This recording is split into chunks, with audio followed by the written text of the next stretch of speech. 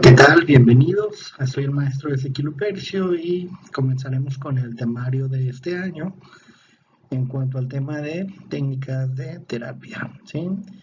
En técnicas de psicoterapia cognitivo-conductual específicamente.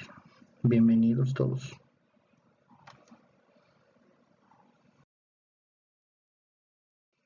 Según esta es nuestra primera clase del año con fundamentos de psicoterapia cognitivo-conductual.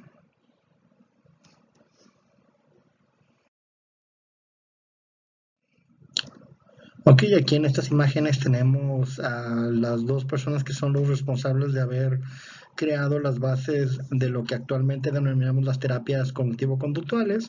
Al lado izquierdo tenemos al doctor Aaron Beck y en el lado derecho al doctor Albert Ellis. El doctor Albert Ellis fue psicólogo, algunos consideran, yo entre ellos, que fue el psicólogo más trabajador y laborioso de la historia, en que estaba completamente comprometido con su práctica clínica y fue el primero en popularizar esta idea de que las personas no se perturban por los acontecimientos, sino por la interpretación que tienen sobre ellos. Y por otro lado, más o menos en la misma época, de entre los 60s y 70s, el doctor Aaron Beck empezó a desarrollar lo que fueron las bases de la terapia cognitiva, identificando que dentro de todo trastorno psiquiátrico hay en el centro una alteración de pensamiento. ¿Okay? Fue lo que originalmente estudió con sus colegas, con los pacientes que tenían depresión, ¿sí? Entendiendo la depresión no como un problema emocional, sino cognitivo. El fundamento filosófico de las terapias cognitivo-conductuales es el estoicismo, ¿sí? Esta idea de que las personas no somos débiles, sino que podemos ser fuertes y soportar los eventos negativos de la vida, ¿sí? Albert Ellis comienza a desarrollar lo que ahora llamamos las terapias cognitivas a través de la terapia racional emotivo-conductual, ¿sí? Él originalmente, tanto el doctor Beck como el doctor Ellis eran originalmente, pues como todos en su tiempo, psicoanalistas, utilizaban el modelo psicoanalítico para entender y describir los trastornos y los fenómenos mentales.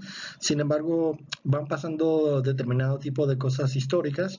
Por ejemplo, el doctor Albert Ellis trató de eficientar, él trataba de ser muy eficiente, de lograr resultados en sus intervenciones, trató de eficientar sus intervenciones incrementando la dosis de terapia. Sin embargo, las mejoras no se manifestaban de la misma manera y cuenta él en sus libros que trató de hacer una terapia más directiva. ¿Sí? Entonces, él tenía sus experiencias personales, por ejemplo, para vencer la timidez. Cuenta ahí la historia que un día se fue al parque a tratar de conquistar a 100 mujeres. No conquistó a ninguna, pero perdió su miedo a hablar con mujeres.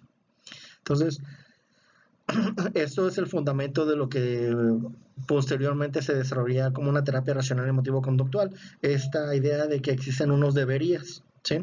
Que existen formas de pensar que son irracionales porque lo único que hacen es dificultarnos la vida.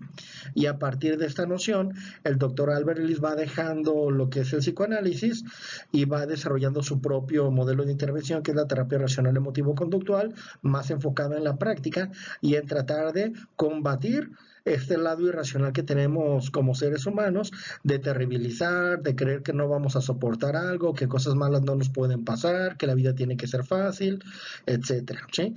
Que finalmente él desarrolla esta idea de creencias irracionales, todo ese tipo de nociones en donde nos pasan cosas desagradables en la vida, pero básicamente nuestra forma de pensar acerca de ellas lo que las hace una catástrofe, algo terrible, diría él. ¿Sí?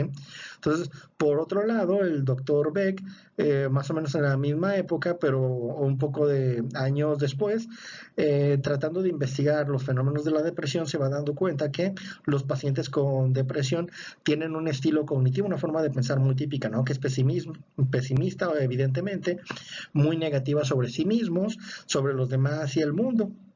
y que tiende esto a crear círculos viciosos. Una persona que tiene una idea negativa sobre sí misma, sobre los demás o el mundo, tiene evidentemente una consecuencia emocional negativa y unas conductas coherentes que suelen ser contraproducentes, como aislarse del mundo, no realizar actividades que anteriormente disfrutaba, cambiar sus patrones de sueño, sus patrones de alimentación, etcétera, que van creando un círculo vicioso de depresión. Entonces, él desarrolló un protocolo, creo que eran de 18 sesiones, para entrevistar y platicar, o sea, hacer terapia hablada en lugar de psicofármacos con los pacientes deprimidos y se van dando cuenta que este tipo de intervención sí funciona, tratando de modificar esto, lo que él denominaba originalmente un pensamiento muy primario, digamos más infantil, acerca de comprender diferentes aspectos de la vida y tratar a través de la entrevista de que los pacientes incrementaran su visión sobre los acontecimientos que los habían llevado a la depresión o que los mantenían deprimidos, y este cambio mental permitía un cambio emocional y un cambio conductual que por fortuna se mantenía, ¿no? Ya a partir de ahí se tratan de desarrollar determinado tipo de protocolos para también ver qué tanto se pueden prevenir las recaídas. Entonces, estos son como los grandes padres de la terapia cognitiva. Algunos consideran incluso al doctor Albert Ellis como el abuelo, ¿sí? Entonces, un aspecto interesante del trabajo de Beck fue que trató de hacer de la terapia algo que se pudiera comprobar, que podemos hacer un protocolo ordenado de pasos para ver qué tipo de componentes funcionan más, cuáles son las partes del tratamiento que hay que hacer mejor a un lado y estar más enfocados en un procedimiento que puede ser administrado, por ejemplo, en clínicas o en hospitales de forma más o menos heterogénea para viendo este tipo de componentes, lo que finalmente terminaría, por ejemplo, en la escala cognitiva, ver que este tipo de componentes sí tienen un efecto directo en las condiciones del paciente, este tipo de comunicación, de interacción con los pacientes, y que pueden ser, por lo tanto, usado como un respaldo empírico, decir, mira, ya intentamos este tipo de protocolos, si funciona, hay que estarlos depurando con el pasar del tiempo y pues ya vamos creando lo que sería un trasfondo de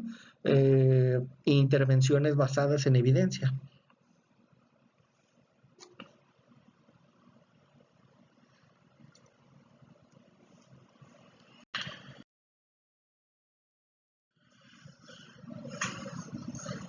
Ok, yo creo que una de las ideas más importantes de la terapia cognitiva es precisamente su fundamento filosófico. El doctor Albert Ellis había estado trabajando con sus clientes, con sus pacientes, y él en su experiencia personal, como ya lo habíamos comentado, había adoptado cierto tipo de, digamos, posturas filosóficas ante la vida que no eran, que no fomentaban el experimentar los acontecimientos como algo terrible e insoportable. Y él tenía, digamos, esta visión filosófica porque en su juventud ya había estudiado a los filósofos clásicos y de esos se puede rescatar, por ejemplo, la obra de Epicteto y de Marco Aurelio. Quizás la mayor parte de libros y manuales le prestan más atención a la parte de Epicteto porque es la más popular, ¿sí? Y comienza el equilibrio precisamente con esta noción de qué es lo que podemos cambiar y qué no. O sea, ese es el principio de toda la filosofía, para saber qué tipo de eventos no dependen de nosotros, no están en nuestras manos controlar, pero los que sí, en esos hay que enfocarnos.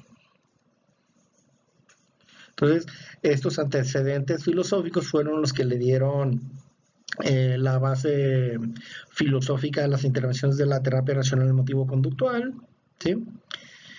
Entonces, tratar de entender cómo los acontecimientos no son lo que perturban al hombre, sino las interpretaciones que hacemos sobre ellos, y que lo más importante es estar enfocados en aquellos elementos de la realidad que sí podemos cambiar, que principalmente, aunque sea algo muy humilde, somos nosotros mismos. Entonces, estar enfocados en nosotros mismos tiende a dar mejores resultados, consideraban los filósofos estoicos, que estaban más enfocados en cómo hay que vivir o cómo se puede tener una buena vida, a diferencia de otro tipo de filósofos que estaban enfocados en el origen del universo, dónde surgen los elementos y otro tipo de cuestiones que, digamos, tenían repercusiones prácticas menos importantes.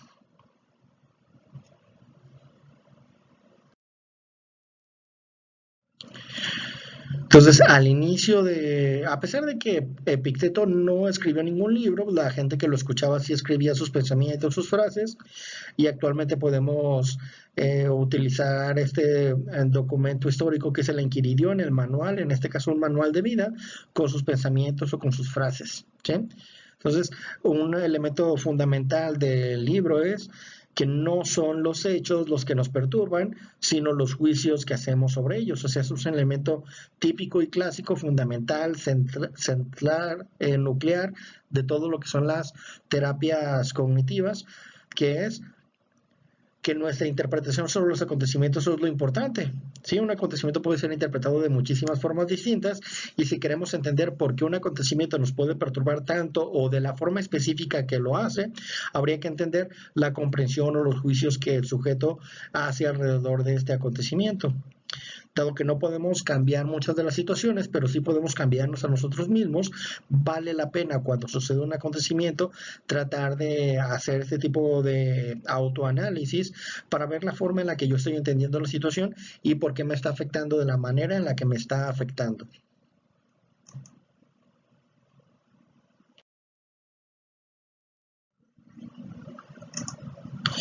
Y por lo tanto, en el centro de las terapias cognitivas se comprende que la mente humana, cuando trata de darle sentido a su experiencia dentro del mundo, no es una entidad pasiva que simplemente reciba, sino que activamente está construyendo, estamos adivinando, estamos calculando, estamos diciendo yo creo que más o menos es esto, ¿sí?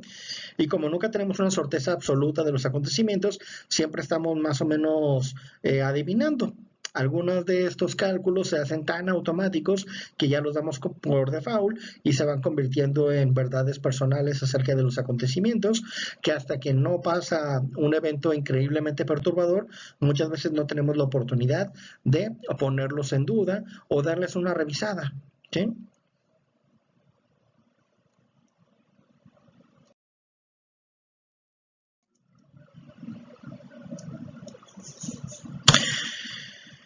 Las personas buscamos psicoterapia casi siempre por motivos de sufrimiento emocional. Para comprender y dar sentido al sufrimiento emocional de una persona es necesario, por lo tanto, hacer explícito el sentido que esta persona particular asigna a un evento específico, su construcción subjetiva. Evidentemente, tanto ustedes como yo tenemos determinado tipo de acontecimientos que nos pueden perturbar mucho, muchísimo, pero son diferentes para cada quien, ¿sí? Para alguna persona quedarse sin trabajo puede llevarlo al suicidio, por ejemplo, y a otra persona puede ser simplemente un problema transitorio, ¿no? Algo de tipo práctico que se puede enfrentar. Como vemos tradicionalmente, esto se entiende de la manera en la que un individuo a través de su historia de aprendizaje va construyendo esta red de significados y de sentidos que hacen que determinado tipo de acontecimientos sean más perturbadores que otros, ¿sí? Entonces, normalmente tienen que ver con la triada cognitiva clásica que ya hemos mencionado de creencias relativas a uno mismo, creencias relativas de los demás y creencias relativas al mundo. ¿Cómo es el mundo? ¿Sí? ¿Cómo es la gente? ¿Cómo soy yo? Y damos este tipo de creencias como por default, ya de forma implícita, automatizada, y normalmente cuando son creencias vulnerables, por ejemplo, de que yo no puedo ser capaz, no puedo hacerle frente al mundo, a las cosas, me llega a una situación demasiado demandante, muy estresante y colapso. ¿Sí? Porque ya tengo una construcción, digamos, muy negativa, muy imprecisa de mí mismo, que podría ser no verdadera o demasiado imprecisa, ¿sí? Que es lo que habría que identificar y corregir en la psicoterapia.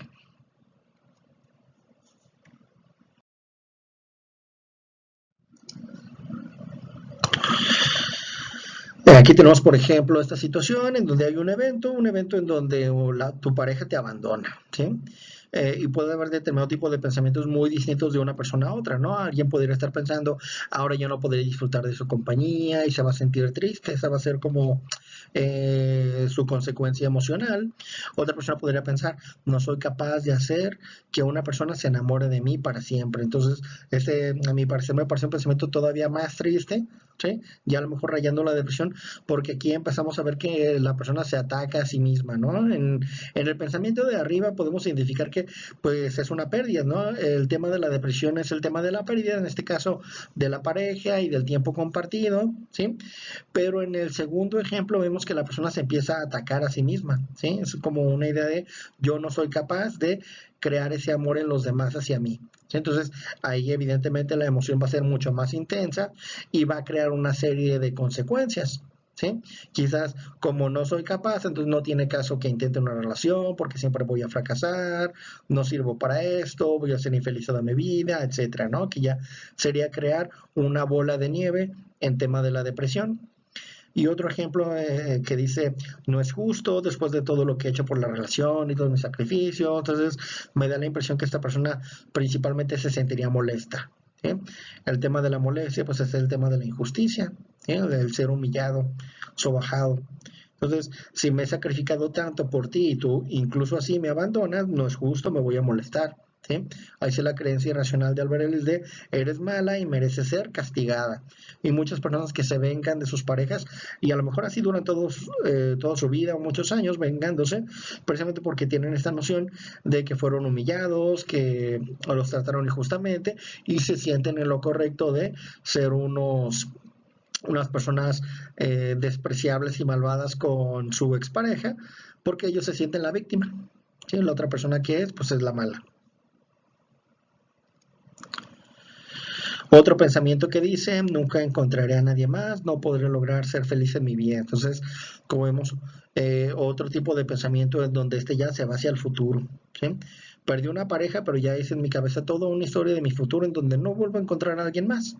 Sí, yo creo que este pensamiento también crea no solamente tristeza, sino ya depresión, sobre todo si la persona considera que el hecho de tener una pareja es un elemento fundamental para poder disfrutar de una buena vida. ¿Sí? Entonces, si es uno de los pilares de la buena vida y me lo quitan, pues entonces ya me voy a sentir menos capacitado para poder ser feliz. Y por lo tanto el impacto emocional sería mayor y las decisiones que tome en torno a mi vida.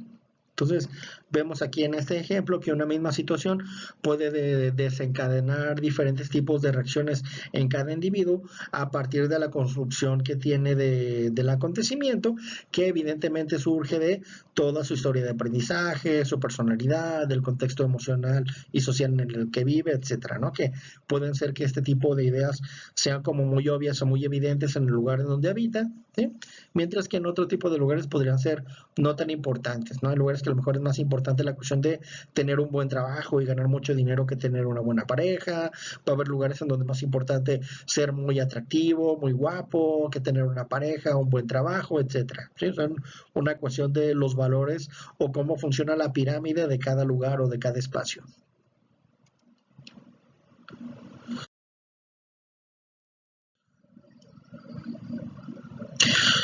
Entonces, es un sistema que está interactuando constantemente. Obviamente esto, pues estas son abstracciones, simplemente las estamos seleccionando con motivos didácticos, pero todo esto está sucediendo de forma caótica constantemente, ¿no? Hay cognición, estamos creando un sentido intelectual de todo lo que está pasando constantemente.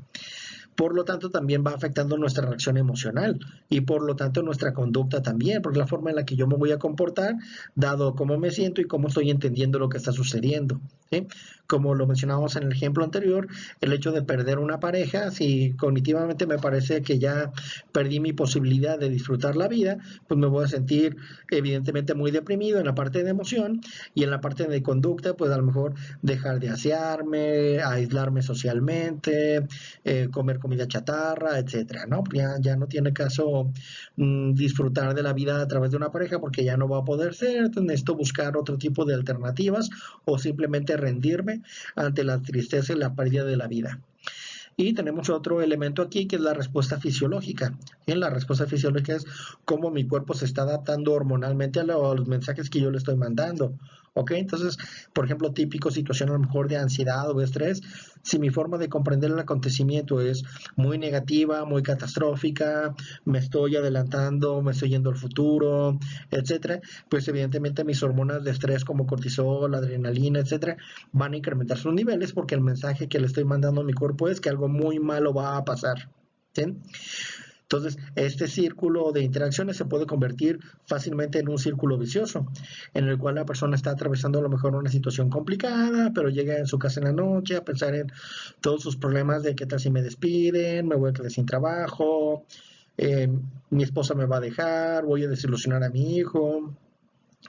Entonces, evidentemente, toda esta cascada de pensamientos va a tener sus consecuencias al nivel emocional, adaptaciones conductuales como a lo mejor estarme parando y acostándome durante la noche, dándome vueltas, apretar las manos, etcétera. Hay una respuesta fisiológica en donde hay palpitaciones, sudoración, boca seca, opresión en el pecho, nudo en el estómago, tensión en cuello y espalda, alteraciones gastrointestinales y todo lo que nos podemos hacer precisamente a partir de el contenido de nuestra mente.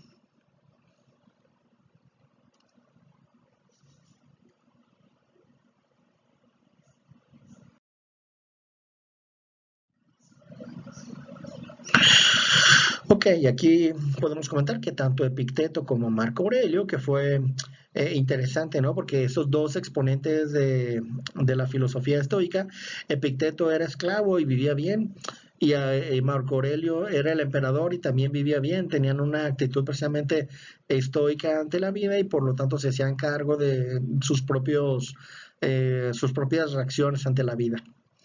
Otro filósofo estoico, al principio de la sabiduría, el cómo vivir está en el saber diferenciar lo que podemos cambiar de lo que no podemos cambiar.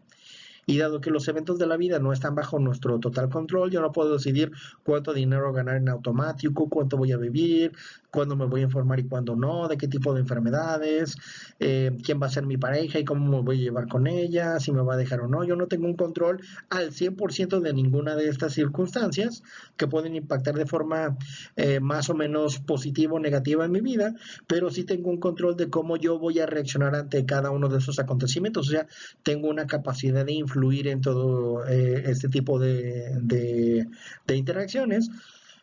Hay muchas formas en las que, por ejemplo, yo puedo tratar a mi esposa, a mi pareja, a mi novia, de tal manera que tenga una mejor calidad en la relación, a pesar de que no tenga un control absoluto de lo que sucede en la relación, sí puedo influir. Y si me enfoco en ese tipo de elementos, ahí está la parte que los filosóficos mencionan que es la sabiduría, saber qué está en nuestro control y qué no, y enfocarme en lo que sí. Y también en la parte de los juicios, ¿ok? Entonces, está sucediendo de todo tipo de acontecimientos todo el tiempo y lo importante está, por lo tanto, en saber qué tipo de juicios estoy teniendo yo al respecto, dado que esos juicios los puedo cambiar, los puedo reflexionar.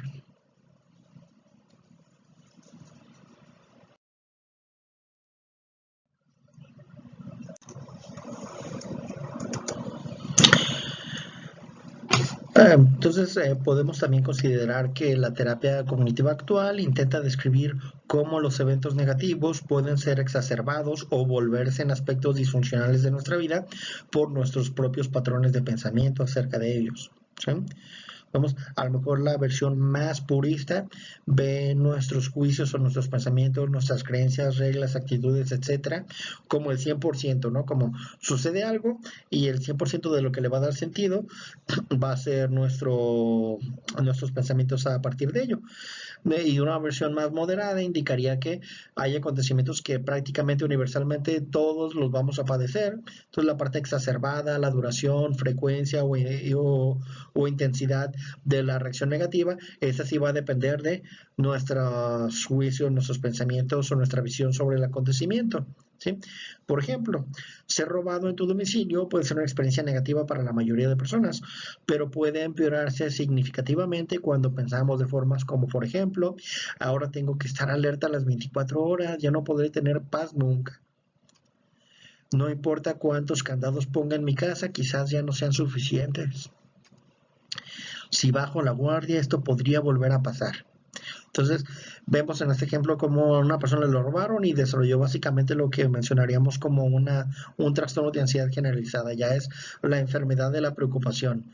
Tengo que estar preocupado todo el tiempo porque si siento que si dejo de preocuparme, algo malo va a pasar. Entonces, tengo que estar preocupado a pesar de que activamente no esté solucionando esto, quizás porque muchas cosas no estén dentro de mi control. Por ejemplo, ¿quién puede decidir al 100% si es robado o no? Pues nadie tiene ese poder.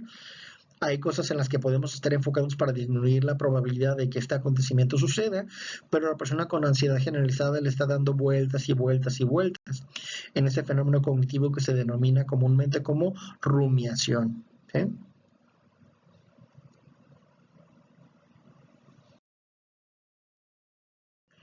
Entonces, en síntesis, ¿qué es lo que podemos mencionar? ¿No? ¿Qué? En la terapia cognitiva recibe su nombre a partir del concepto de cognición, una palabra técnica que para referir a las experiencias mentales, todo lo que es imaginación, recuerdos, reflexiones, pensamientos, etcétera, técnicamente se les llamaría cogniciones. Para el modelo cognitivo, la comprensión que tengamos sobre un evento afectará nuestra manera en la que nos sentimos, cómo reacciona nuestro cuerpo y cómo vamos a reaccionar ante esa situación. Se trata de un sistema en el que los pensamientos, las emociones, la fisiología del cuerpo y las conductas se afectan mutuamente. Si ya tuve un pensamiento muy negativo, por ejemplo, de catástrofe, emocionalmente voy a crear ansiedad, preocupación, etcétera. Fisiológicamente mis niveles de cortisol o adrenalina van a incrementarse y por lo tanto lo anterior también va a afectar la manera en la que estoy pensando intelectualmente sobre la situación y cómo la estoy percibiendo. Se hace un sistema de interacción. Cuando este sistema se vuelve un círculo vicioso y comienza a afectar nuestra vida es cuando necesitamos tener una atención clínica. Cuando una cualidad o atributo humano normal, o sea, es normal estarse preocupando, ¿sí? Pero puede ser un nivel de preocupación o en un momento, en una frecuencia, una duración, una intensidad tal que llega a ser disfuncional. Entonces ya no voy a poder estar realizando mis actividades normales de mi vida, como llevar una vida en pareja, ser padre de familia, trabajar, estudiar, incluso dormir o comer. Ya no lo puedo hacer porque estoy atrapado en el círculo vicioso de la preocupación. ¿Sí? Diversos sistemas de psicoterapia se han desarrollado a través de la historia, pero desde sus orígenes las terapias cognitivas, principalmente a partir del trabajo de los doctores Albert Ellis y el doctor Aaron Beck, trataron de buscar un sistema objetivo de prácticas que pudiera ser estudiado empíricamente. Y sobre todo el trabajo del doctor Aaron Beck con los pacientes deprimidos, sentó las bases de lo que son actualmente las terapias basadas en evidencia, cómo seguir un protocolo de procesos nos lleva a identificar un caso de depresión, por ejemplo, a través del uso de inventarios, donde vamos viendo si se cumple o no determinado tipo de síntomas, determinado tipo de forma de hablar con los pacientes, determinado tipo de intervenciones y cómo estos ingredientes se van sumando para lograr un resultado bastante positivo si consideramos que las terapias cognitivas históricamente fueron superando el uso de fármacos que en su momento eran la principal herramienta de acción. Entonces, el trabajo de estos doctores, principalmente el trabajo del doctor Aaron Beck, sienta las bases de lo que son actualmente las terapias basadas en evidencia. ¿Sí? Muchísimas gracias.